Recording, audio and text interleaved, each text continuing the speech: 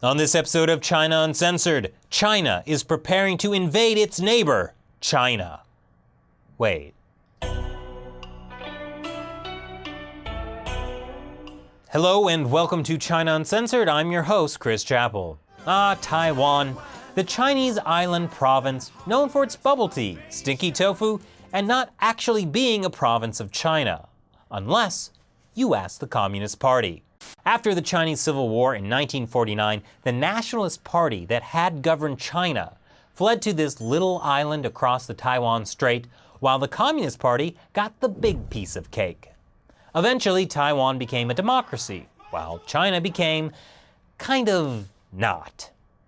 Technically, these two countries, this country, this region and this region, have been at war for 66 years. China considers Taiwan to be just a renegade province. Sure, Taiwan has its own government, currency, and foreign policy, but it never officially declared itself to be an independent country. Because if it did, well, the Chinese Communist Party has said it would take Taiwan by force. So for generations, Taiwan has been in this awkward political limbo, where the rest of the world treats it pretty much like a country, but isn't allowed to actually call it that. But unlike North Korea and South Korea, where relations are so tense that to cross the border, you need to go through this, with mainland China and Taiwan, things seem kind of normal. You can book a direct flight between Beijing and Taipei. Chinese businesses can set up in Taiwan and vice versa. And Taiwan is practically overrun with mainland Chinese tourists. You'd almost think Communist China and Democratic Taiwan were allies. Until you saw this in Chinese state-run media. That's China's People's Liberation Army doing a drill earlier this year at the Zhurehe Combat Training Base in China's Inner Mongolia region. They appear to be liberating a building that looks suspiciously like Taiwan's presidential office building. Not just the facade, even shape and size are almost identical. And it's more than just a show for the media. The facilities at the base provide real tactical training for a Taiwan invasion. There's an entire grid with structures that resemble those in central Taipei. For example, this one suspiciously resembles the Taipei First Girls High School, which could be used as a landing site for helicopters. Also, the place to get the latest gossip about the boys at the Taipei Municipal Jianguo High School. And then there's this airstrip, which resembles Taiwan Taitung Air Force Base. Let's just say people in Taiwan weren't too happy when they saw this video. The drill is very bad. No matter how many times they try to justify themselves, I think it has hurt the feelings of the Taiwanese people.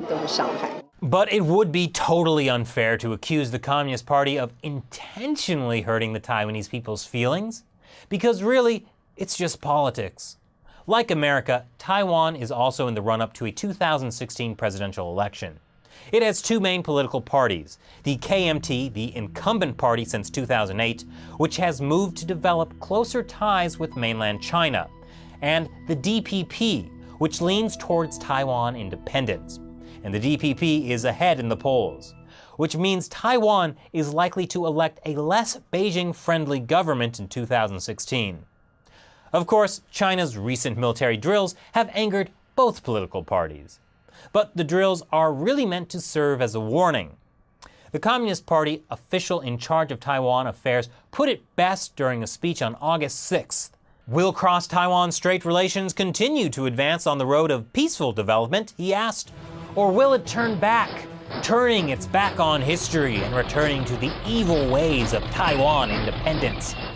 What I think he means is that there's nothing wrong with Taiwan having its own currency, government, passports, or military, but if Taiwan ever claims that those things make it a country instead of just a regular Chinese province, well, then that makes it evil. You are part of the Rebel Alliance and a traitor.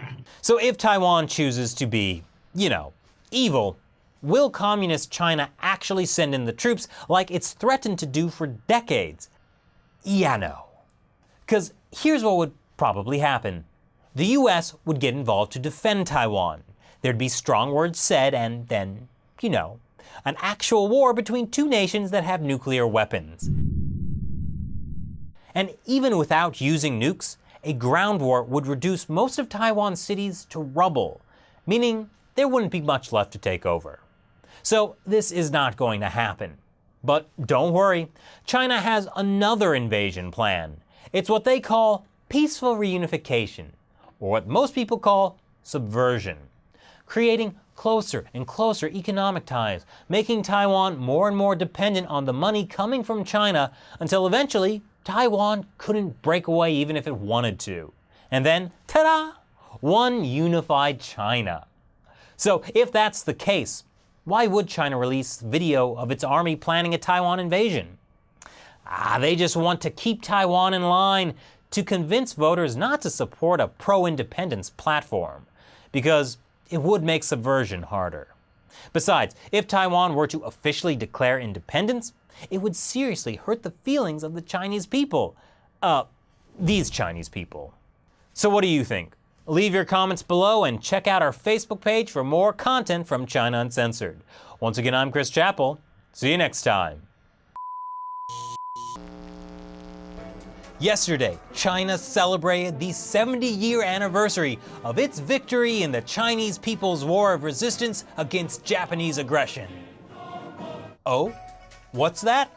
You say you've never heard of it? Well, you Westerners might know it by its less common name, World War II.